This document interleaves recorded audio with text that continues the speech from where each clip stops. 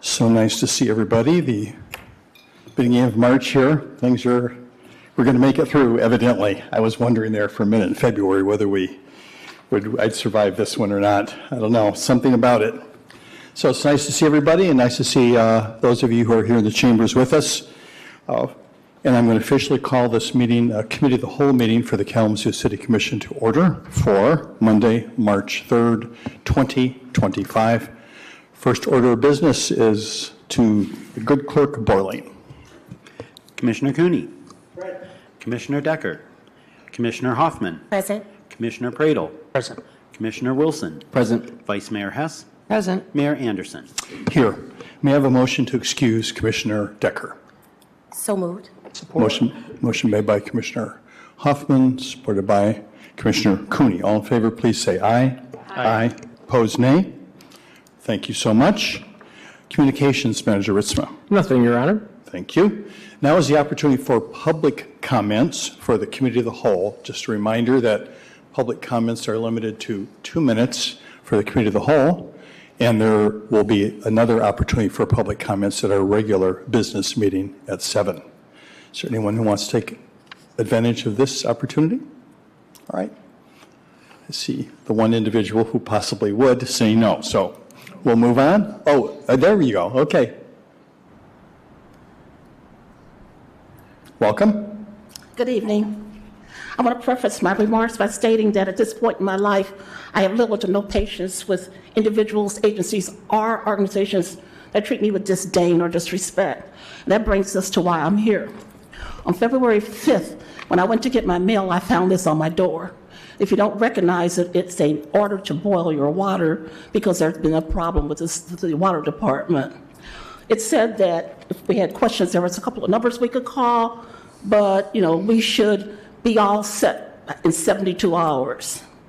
I called on Friday to see if there was an update, and I got a young man who left a voicemail for me with some helpful information. He said that I could put Clorox bleach in my water to wash my dishes and then rinse them with boiled water.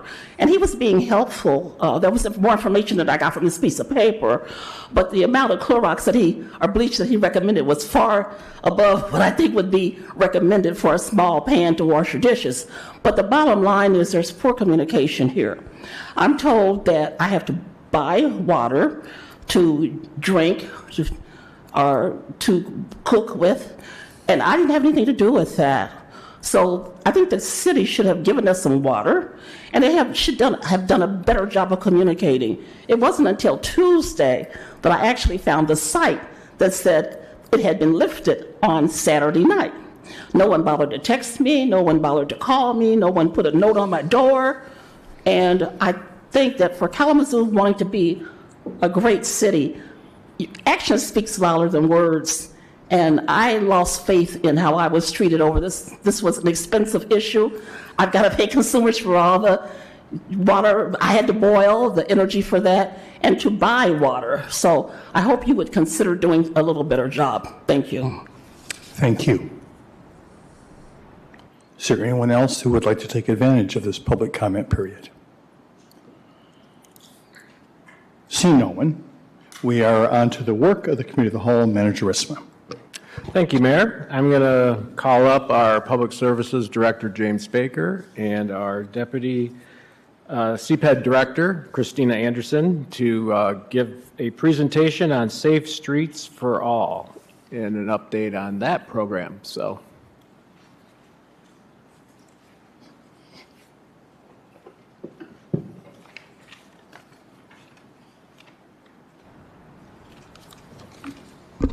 Good evening, Mayor, Vice Mayor, Commissioners. Thank you for having us this evening. We are going to give an update for Streets for All. There's going to be three, and road construction. There's going to be 3 things that we're going to hit tonight. So first, we're going to talk about construction timelines for the Streets for All projects, and by that I mean those projects in and around downtown that are primarily two-way street conversion projects. we're going to give an update on the construction that is planned for 2025, again, focusing on the area in and around downtown. And then a quick update on Michigan Avenue two-way design engagement. And then we'll be available for questions. So the streets that are highlighted on this map are our primary Streets for All focus areas for downtown.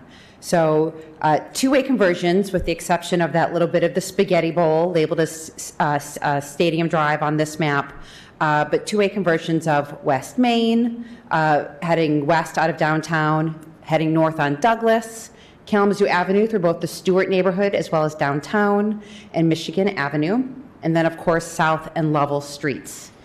This is a multi-year construction project that we have been talking to the community about in small chunks to get through design conversations before handing it over to engineers to do actual design drawings that can then be bid. And projects that we were fortunate enough to receive significant amount of financial support through the bipartisan infrastructure law for construction, as well as for design money. In 2024, we got the first phase of this work done, and that was Michical. And Michical was done first because we needed that little street segment to be operational for us, to serve as a detour for the work on Kalamazoo Avenue, and specifically for additional work on Westnedge Avenue related to the Protect Grant. And so that street has been done. It still operates as one way, and it will operate that way until we do the streets all around it. Because again, we're trying to set ourselves up for thoughtful detours and construction patterns, and not, mucking the network before the streets are ready to go two-way.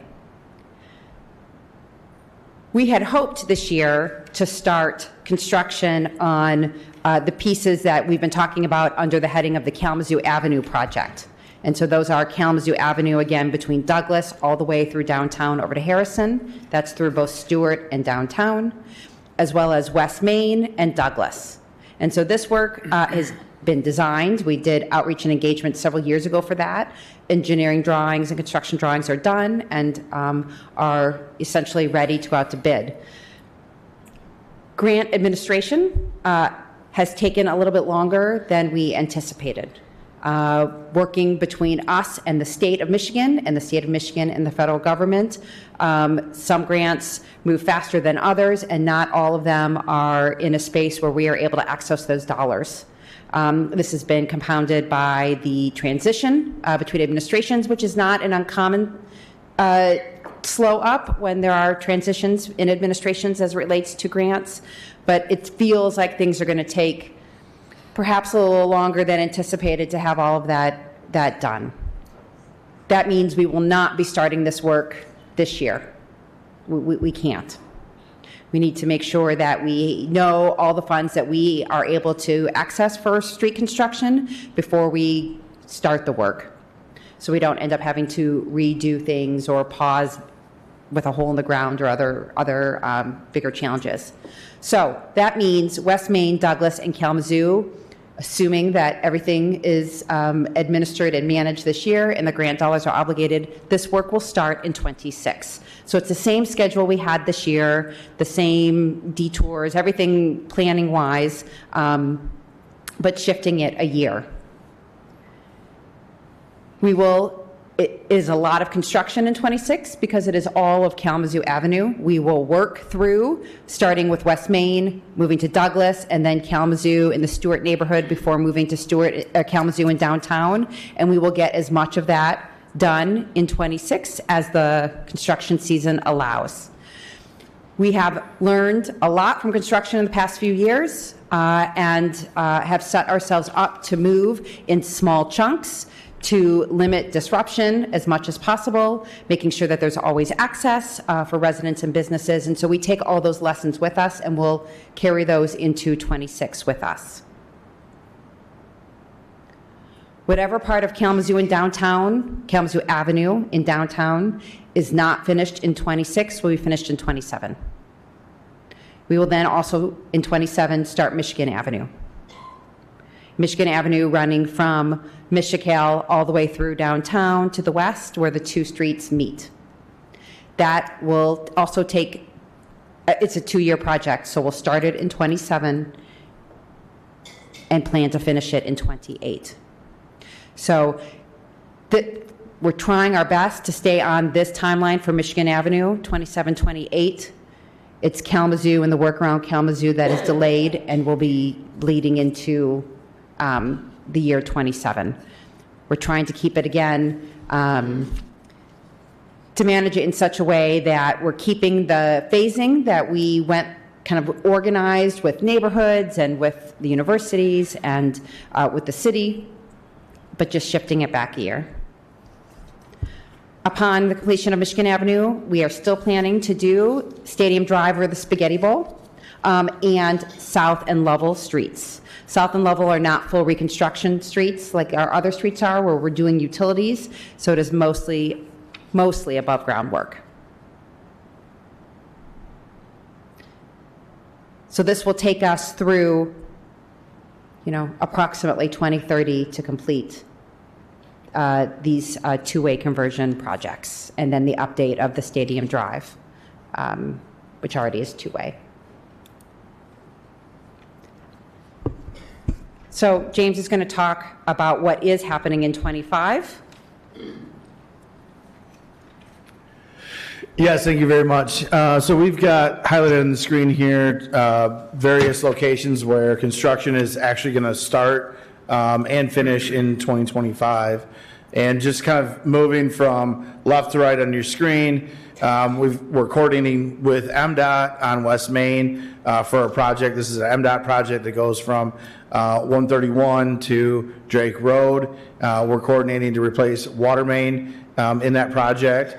As you move towards the center of the screen, you see the Knollwood neighborhood. We're doing pipe lining in the Knollwood neighborhood. So that is we did a pilot project similar to this in Millwood a few years ago in the Triangle area, and that was a big success.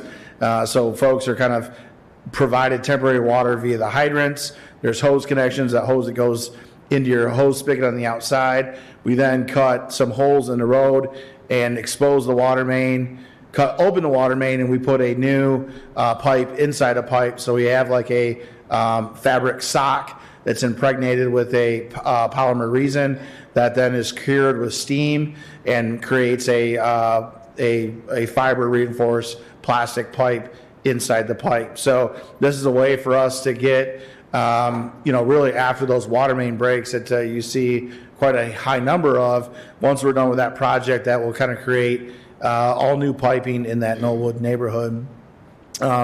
We've got kind of 3 sewer projects that are just small little blips on the bottom, kind of in the Vine neighborhood there, kind of transitioning in the Edison neighborhood.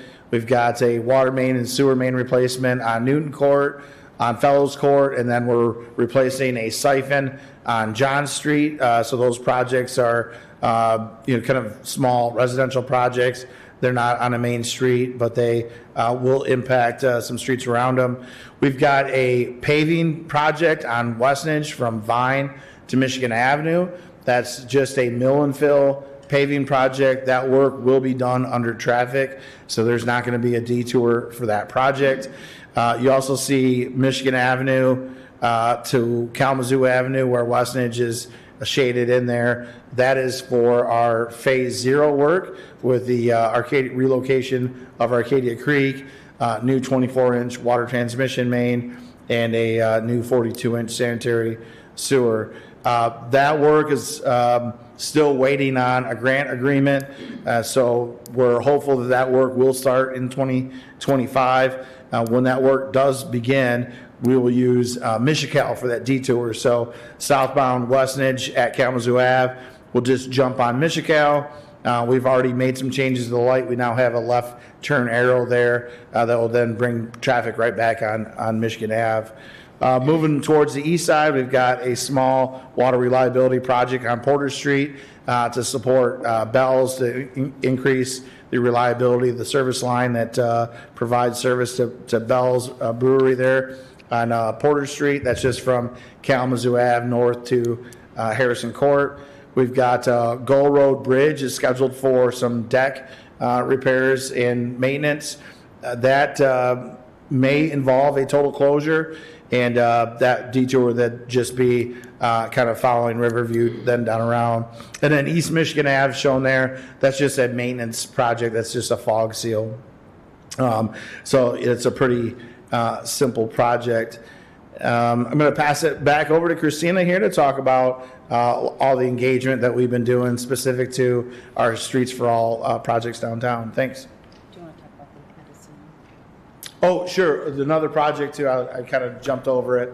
It's the big shaded area towards the bottom. That's our Edison lead service line replacement project. We've got about 1,300 lead service lines that will be replaced this year and into next year in Edison. That work is local in nature, but there could be, you could experience construction as you find your way moving around the Edison neighborhood. Thank you.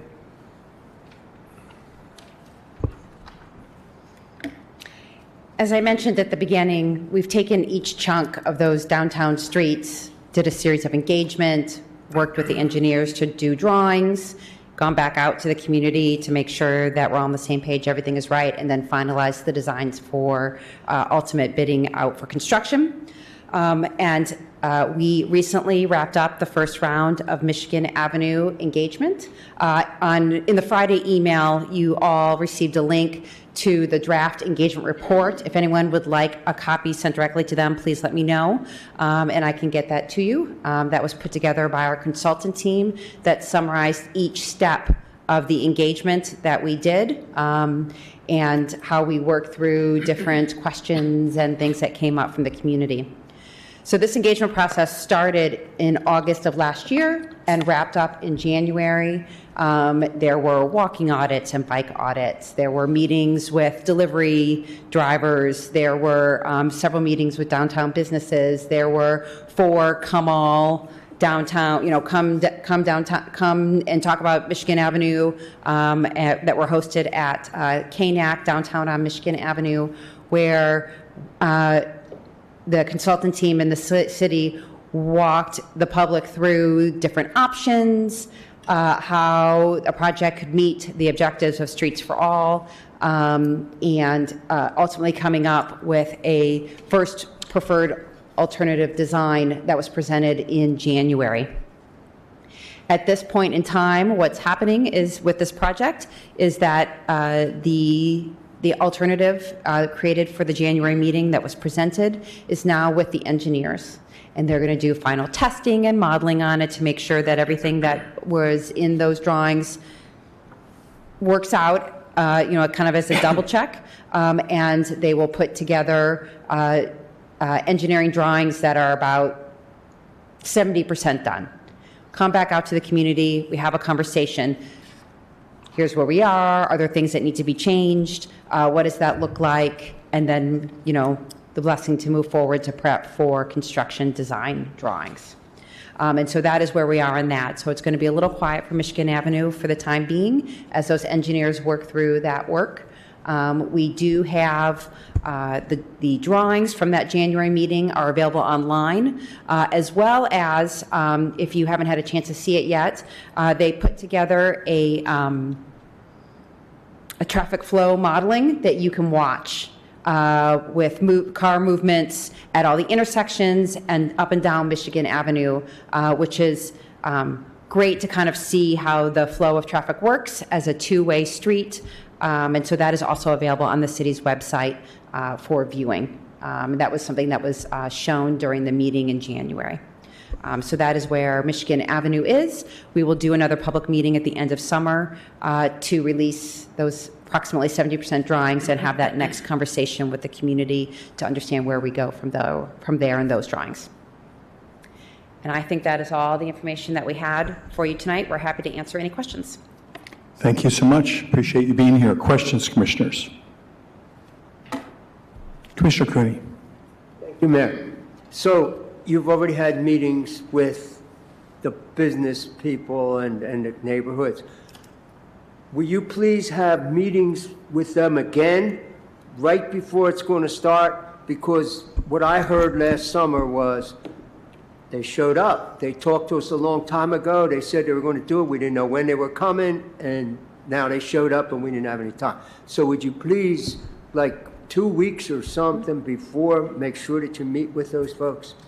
Yeah, absolutely. So we have been working with planning staff and economic development staff and CPED in conjunction with James's staff to understand when the timelines of that work is going to happen so we can back into when do we need to send out a postcard, when do we need to do some door knocking, and what does that look like?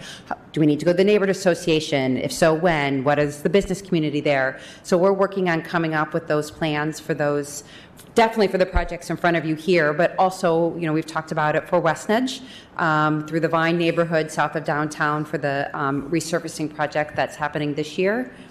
You know, over the last few years, we have worked more and more internal coordination meetings into our calendars where we're bringing public services staff, planning staff, economic development staff, communications, Metro Transit, consumers, energy and gas.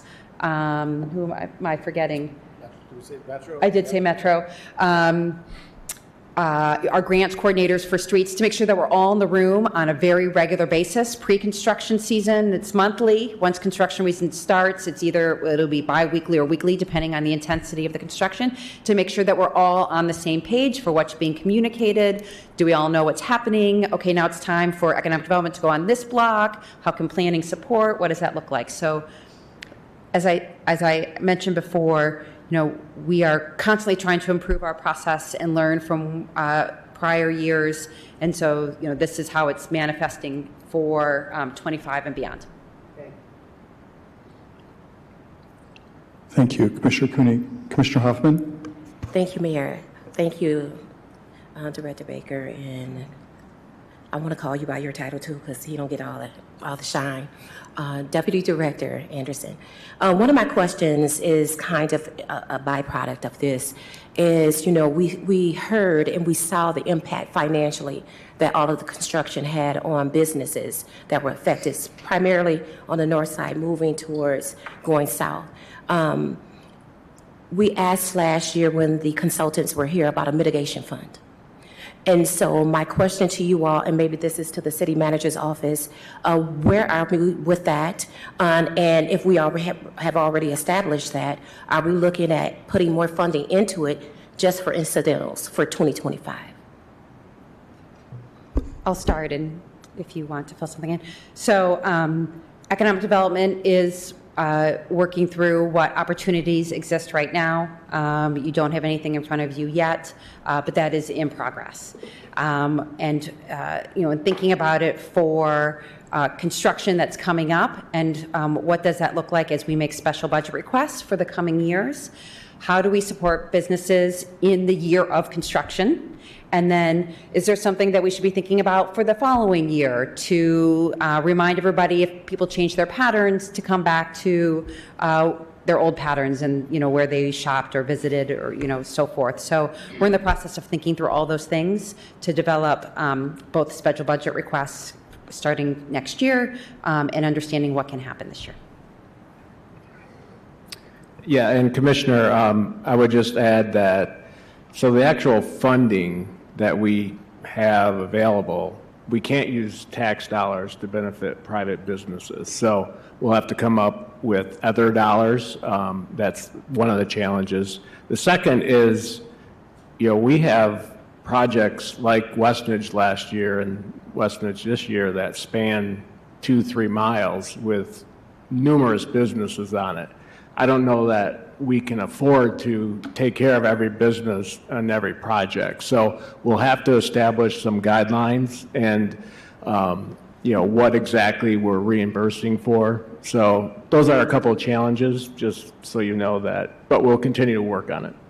Thank you for that. And I just want to say publicly that, especially on the north side, when I think about Park Street Market or when I think about Midtown Fresh, you know, prior to those grocery stores being in those specific neighborhoods, we were living in a food desert. And so when I think about that, the importance rises to the top. That we are able to address that. And I want to say, like, that should be something that we invest in as a city and as a commission, and not on a loan basis, but families literally lost their jobs, and business owners literally had to close shop because of the miscommunication. And I want to ensure that we learn those lessons and move forward 25 and 26 and beyond. So thank you. Other questions, Commissioner Prado? Sure. Just have a few of them, if you don't mind. I was going to ask you, I thought for some reason in my head there was a segment of Portage Road as well that was getting, but maybe it was just the safety improvements that were along Portage Road by Washington Elementary. Yeah, thanks for that, Commissioner Prado. We do not show the SS4, the HSIP, or the Safe Routes to School projects on this map. Okay. Those are all very hyper-localized. So those occur in like one block for a mid-block crossing, or one area. We don't show the sidewalk. The sidewalk work is off roadway and doesn't require any kind of detours. Our intent today was to show projects that may have traveling impact. Another thing that you don't see on here is our local major streets projects that are just paving. So we've got local streets projects happening on Cobb, Bosker, and Bessie this year, and then we've got. I had to open my laptop. We've got a few more in Edison on some roadways that are in dire need of paving, and that work is just like we described on Westnedge from Vine to Michigan Avenue. The local street work really occurs over like probably a 1 week period. We come out, we mill, we clean everything up. We then come through and do pavement wedging and tack, and then we come back through and then we do the final paving. All these projects are done under traffic.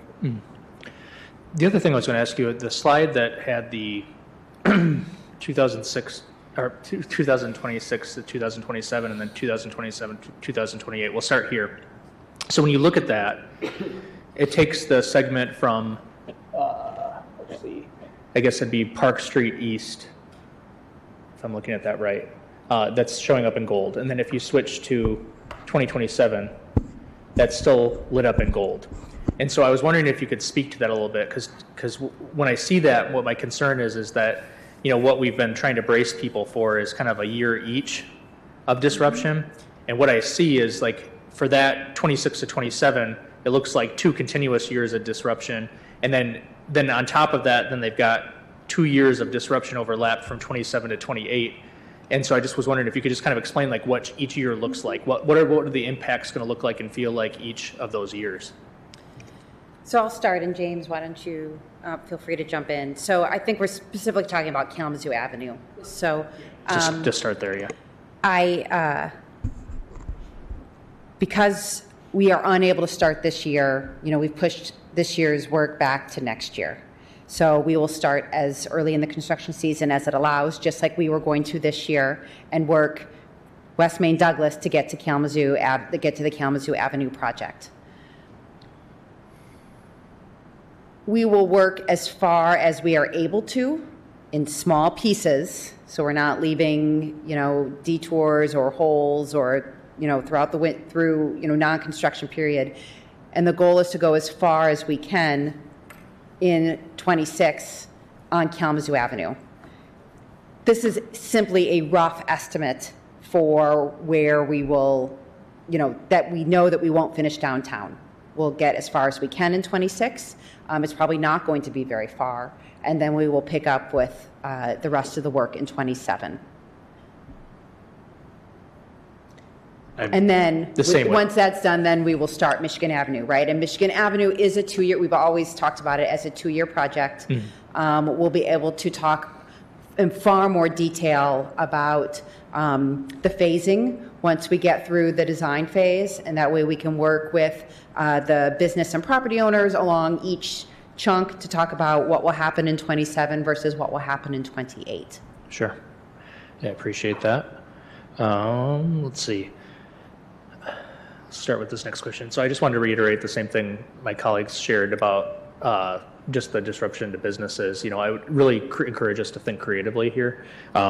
Beyond just, I recognize that we can't just give, money businesses But I think there's good examples of things that we've done similarly when we had the ARPA funds that we were activating funds into the small businesses downtown through United Way. That was a really good example, and I wonder if there's opportunity to have like a hardship fund where if somebody can make the case about, how they've had hardship, maybe we could do a similar program through United Way or have something built like that. Maybe there's a way to work through philanthropy so that maybe one of the local foundations could help lift, maybe you look at like the Jim Gilmore Foundation and those kind of organizations that are specifically interested in supporting downtown and especially small business. I wonder if there's opportunities with that. Because I really do think like we need to be ready to support people that we cannot afford to lose. And I think, looking at, a good example, Park Street Market and Market Fresh, that scared me to death. That, potentially you lose those because what alternative is there? I mean, it's one of those situations. They're too important and too big to lose, and we can't allow that to happen. But a couple other ideas are just activation events. Maybe there's an opportunity to work in concert with, Deb Droppers and the event company and her, students to do activation events related around those businesses periodically. So maybe that's a way to do it. Maybe there's an opportunity to work again further with some of the different people who provide marketing opportunities like radio stations, television stations, that sort of thing to spotlight them. And I know we've done that in the past, but I wonder if there's like creative ways that we can kind of lift up proactively so that they know these are the opportunities available to themselves before it happens. So if they get themselves into a real pinch, they've got those opportunities to try to support them. And I just give you a good example of it. Rep Rogers and I, we worked with Park Street, or with Market Fresh and, or Midtown Fresh, I'm sorry. And, we just did like a pumpkin painting event, basically got donations to do it. There were 200 to 300 families that showed up in an afternoon. They gave people a $10 coupon if they spent $100. It's one afternoon of activation, but doing those kind of things meant the world to that business because they just want to know that we're, doing our best to try to support them. And I think like, even if it doesn't have to be, I guess what I'm trying to say, it doesn't have to be massive things to make sure that they know we have their back and are supporting them. The other thing I was just kind of curious as well for the I guess call it like I don't know if call it a pause or a delay, if you will, with the federal dollars. Is it because us just being cautious, or is it because we're not able to access those funds? And I want to tread cautiously when I ask that question, but. Yeah, so I mean, I can speak to the work that still lies in front of us contractually. So there's kind of two different projects I'm going to talk about. I'm going to talk about all the Streets for All projects kind of together, and there's a few different things there. There's Raise and some other sources that they're coming together on that, and then there's the Protect grant, which is a totally different grant. We're working with two totally different federal departments on that stuff. So the first, with the Streets for All stuff, we're working with the FHWA, the Federal Highway Administration. And so we're working through them to get an agreement through with MDOT, and then also with then the city of Kalamazoo. One of the things that's unique with that is that we're attempting and we're working towards getting a agreement with Federal Highway that allows us to directly procure that project, which is not the way that they do projects. So we want to administer these projects here locally. We don't want MDOT to come in and administer these projects. In fact, we took some very deliberate action in 2018 so that we could do these projects. And so that's a lot of what's behind the scenes happening, and there's a lot of moving parts and pieces in that. So we don't have those contracts ready today.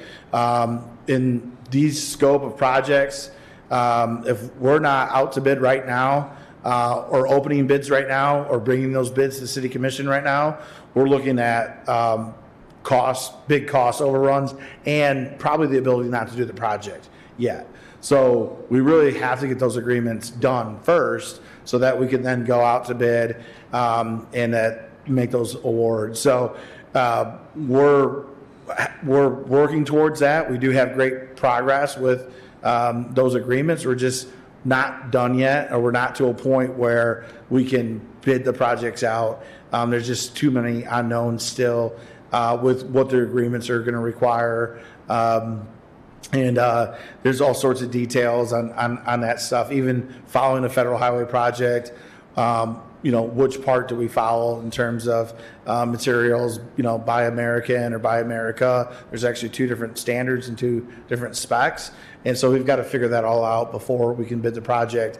And we just don't have that work done yet. So that's on that side. I'll pause there. Similar but different story on the Protect side, dealing with a different department, that we're dealing, largely with folks at, in transportation. It's a different group of transportation that we're dealing with that. We're probably going to get that contract done. We're hopeful this year, so we're advertising that we're going to do that work on Westnedge this year. A lot of that work is already designed. It's already permitted through Eagle. The roadway work, there's no real change in configuration of Westnedge, so all the permitting stuff is real heavily on the Eagle side of it, as opposed to understanding specs on highway design type work. And the money's here. Phase 0 essentially would be an agreement between the federal departments, the city commission, and then the developer. So that would come forward to this body once we have that all in place. And we're hopeful that we'll have that in place this year with enough construction timeline yet in front of us. If we're late in the season, there's some things we could do to facilitate working right up towards the end and coming back in the spring. We've talked about that. Maybe we leave the roadway 1.5 inches low and come back in the spring. And so it'd be paved. It would just be still like one more layer, 1.5 inches low, and then come back in the spring and do it. So, we're, taking whatever we can, from a planning perspective to make sure that we should be able to deliver on that Westnedge Phase 0 work, but the bigger 2026 stuff that you saw is going to happen in 2026.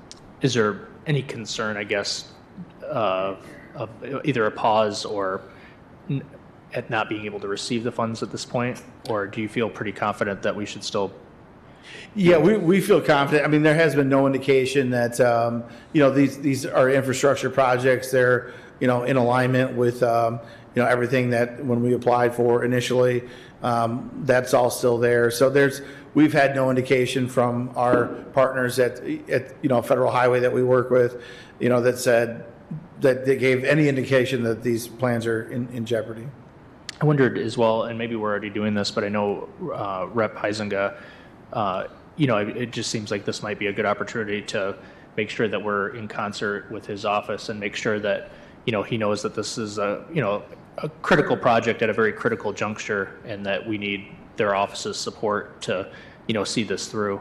I know that I've heard attending public events that he is not supportive of bringing park projects to the district, but he's been very clear that when it comes to any like grant application projects or projects that need help getting over the finish line, to make sure to reach out to his office to seek support. And I can't think of a better opportunity than this moment than to make sure that we have, him and his office's support to recognize that this is important. And certainly I know that we have a local delegation of state officials that are from both parties, including the current, House Speaker, who's a Republican, but also Democrats as well, that, potentially could lend their voice, to Washington to make sure that they understand, like, this is something we really need their back on, or need to have our back on. Yeah. Thanks. Thank you, Commissioner Pradel.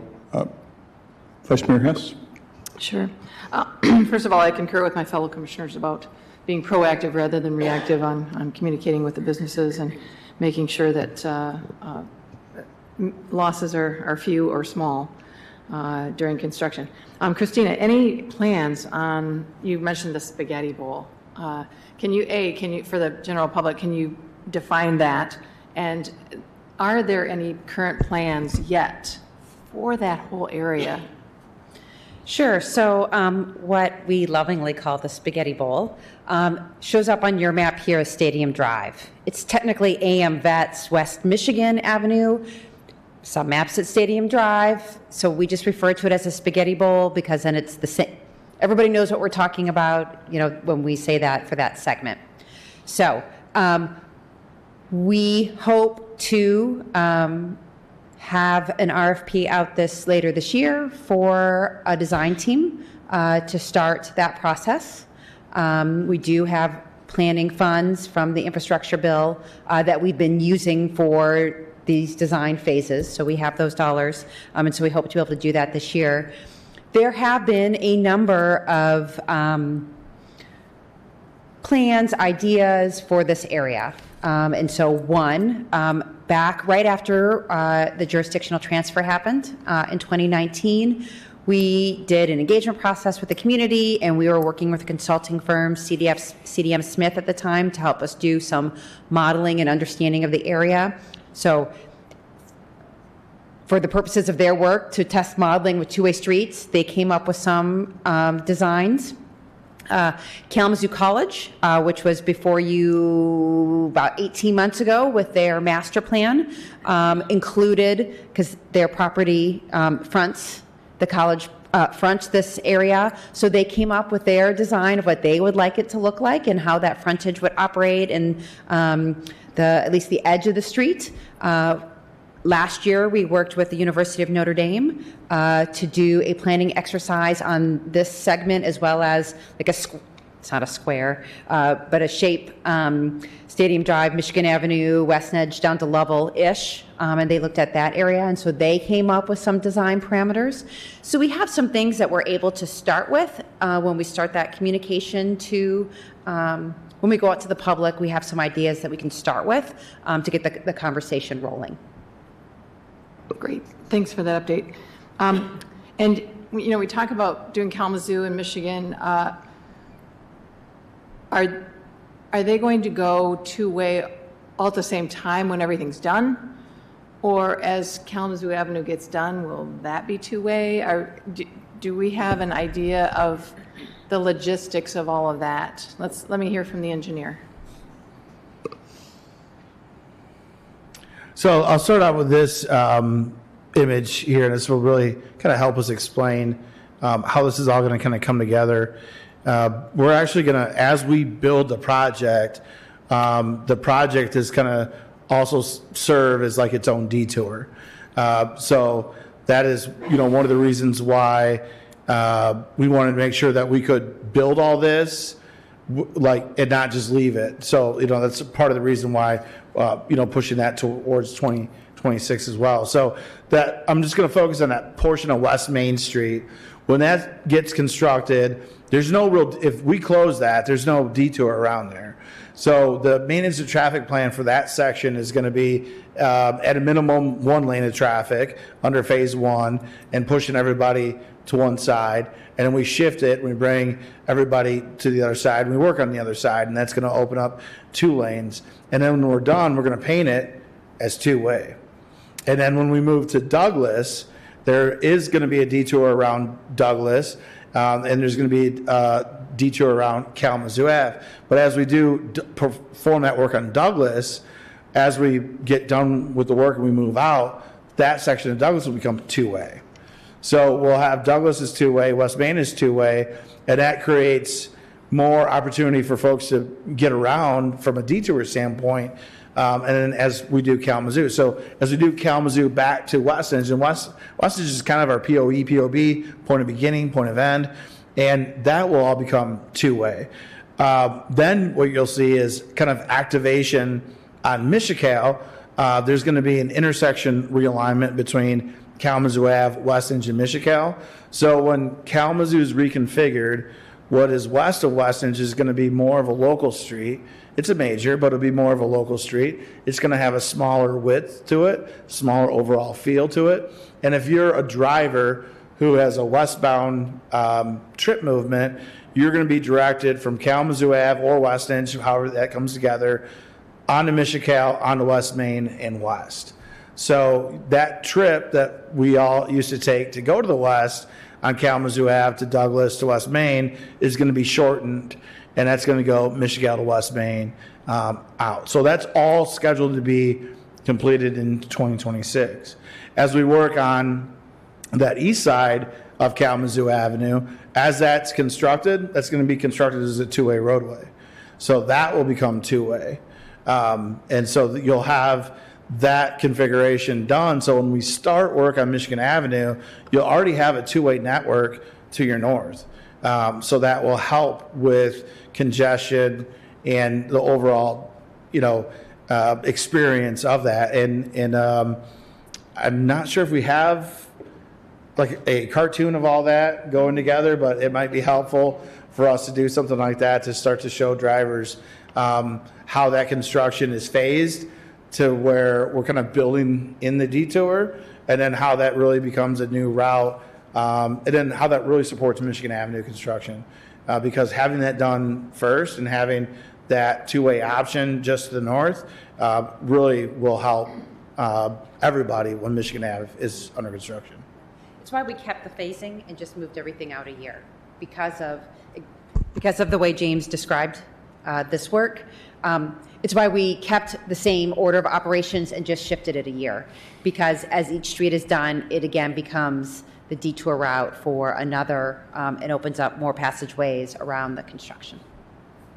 Thank you, and I appreciate that, because it's going to take a lot of communication and a lot of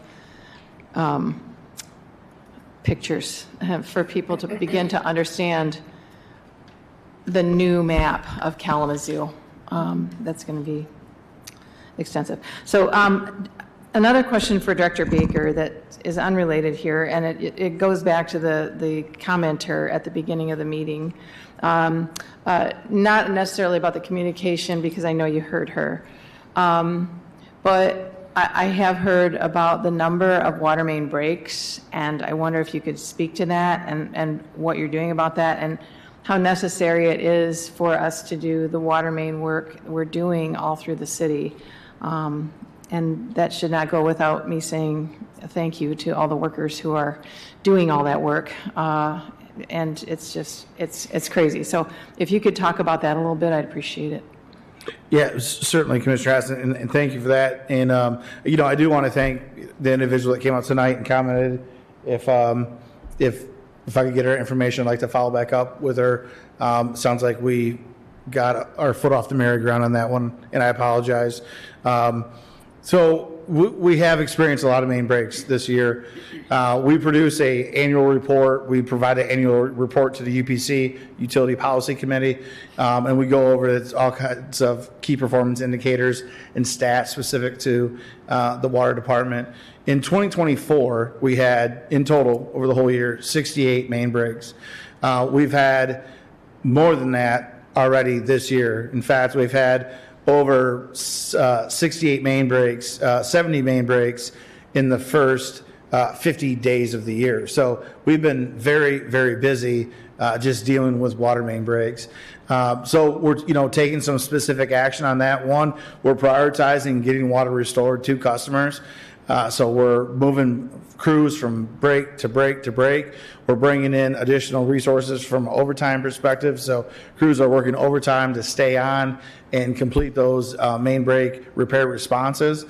We have on your consent agenda tonight, we have an item that actually is an emergency contract to award street restoration to an outside contractor, so that will facilitate our work in continuing to prioritize water main response while leaving that street construction restoration for kind of outside contractors to come in behind us, so we can just keep pushing those crews ahead on water main breaks.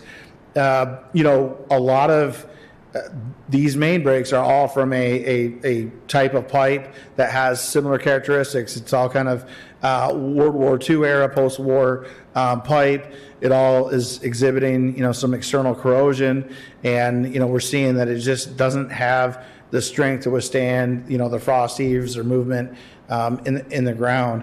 Our work has been very proactive. We replaced over 8 miles of water main last year so that this wouldn't happen.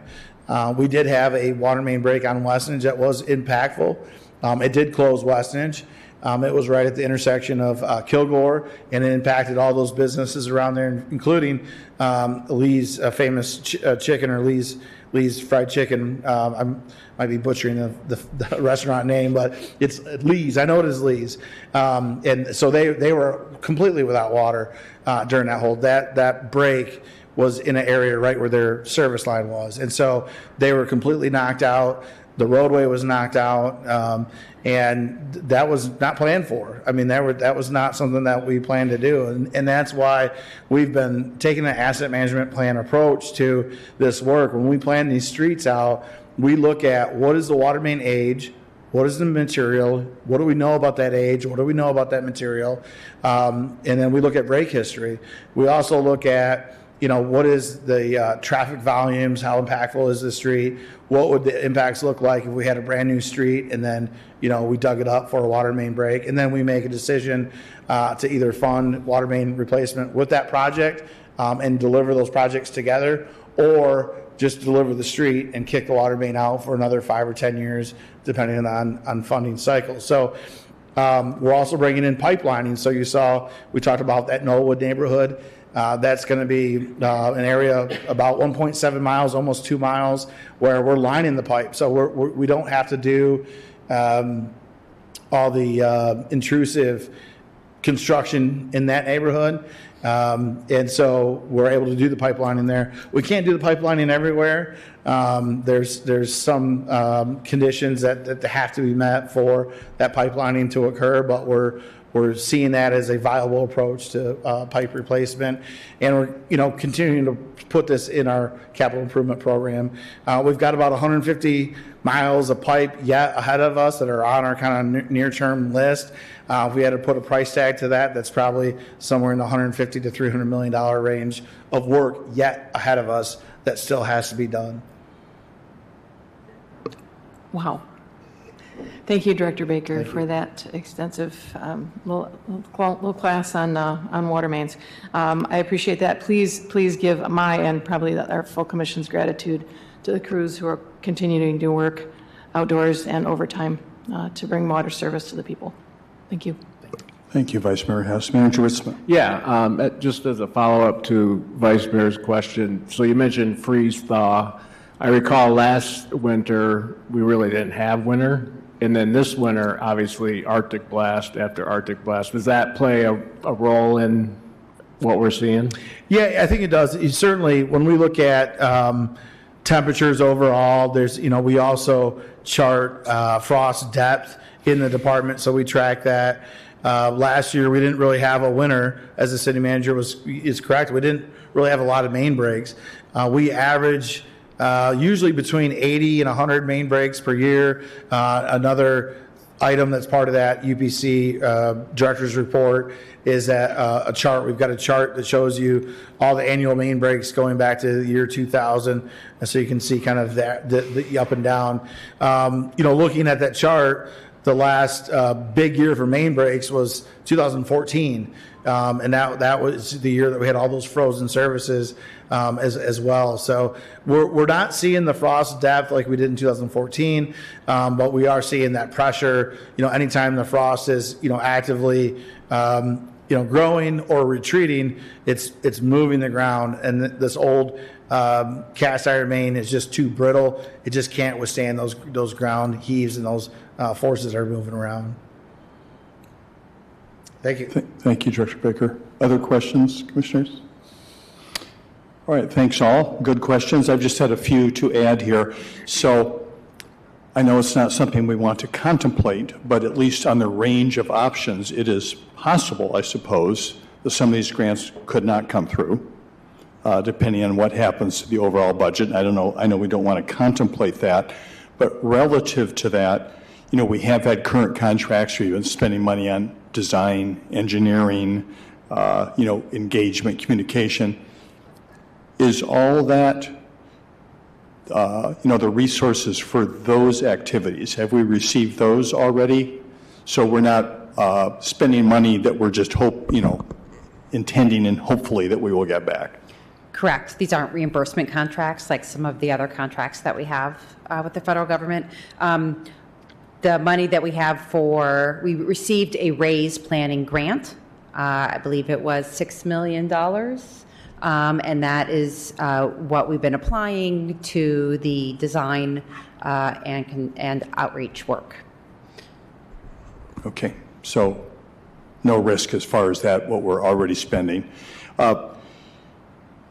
I know that there's one of the things that I think we all hear about a lot, is our local streets, obviously. So we're spending a lot of time talking about big changes with big main streets, but in the neighborhoods, there's people that are living with streets that are, in some cases, pretty bad condition, and that becomes even more evident this time of year after we've gone through that freeze-thaw cycle you're talking about and all the wonderful salt we're putting down and how that ultimately helps our streets come apart if there's cracks and holes. So I know that at the state level, there's been more discussion, I think, on both sides of the aisle about street funding and maybe some of that being targeted for local. I don't know if that's Act 51. Have you been following any of that and what that could mean if there's successful, additional street funding? And if it would come our way, would we have the capacity to handle that sort of additional work? Sure. I mean, those are great points. Local streets are kind of the backbone of our community. And if we could invest more there, we'd love to take advantage of that. In terms of what we've been following with the state resources, when the state says local, they're referring to what we call majors. There has not been any indication that state funding would come to what we call local streets. They're talking about state highways, M routes, and major streets, things that we would get funded through CATS, through our LIP, local agency program. Just a note, broadly speaking, when we say local streets at a state or federal level, they're talking about those streets that we all kind of compete against each other with CATS. And we've got projects the engineers are working on submitting another 6 or 8 streets to the next CATS call. And I think there's another I'll forget the name, but we just had another call to projects on specific streets that are going forward. Okay, that's helpful. With the time frame change here, how does this interact with this very large project opening date downtown? The event center, and I just have to remind me, when are they projected to be open? And with us pushing back a year, does that create some overlap possibly that will be less than perfect in terms of trying to have those things coincide? Sure. So the event center is currently aiming to open for the sports season in fall of 27. So hockey, basketball, fall of 27 is their goal. We are in constant communication with them. And in fact, we have a meeting later this week to talk about more coordination with projects. So as anything changes on our end, we are talking back and forth about what that means and what that looks like. With their timeline, assuming it doesn't change, it was known that it was going to fall between Kalamazoo and Michigan Avenue, that Michigan Avenue would not be complete when the event center is ready to go. So again, all of these things have been on the table throughout all the discussions and the planning stages. Okay, that's helpful. I appreciate that. Anything else, team? Manager Ritzma? Well, thank you, Mayor. Thank you, Director Baker and Deputy Director Anderson. That concludes our work session part of the Committee of the Whole meeting. Thank you so much. I appreciate, once again, staff coming in and spending some time with us and helping us understand what's going on and the shifting environment of that, very helpful. Now is the opportunity for any commissioner comments for this meeting. Are there any commissioner comments? Commissioner Hoffman. Thank you, Mayor. I just wanted to lift up Commissioner Decker. They suffered another loss in their family, and so she's traveling. So prayers up to her and her family, and we just wish them safe travels and that their family is blessed. Thank you. That's important. I appreciate that. Commissioner Hoffman. Anyone else? All right, just a reminder for anyone who's watching, there is an opportunity for commissioner comments at our business meeting that starts at 7. Generally speaking, that is the time that commissioners take advantage to speak on whatever topic they're more interested in at that regular business meeting. At this point, then, we do have a business meeting tonight that starts at 7, and the Committee of the Whole meeting is adjourned.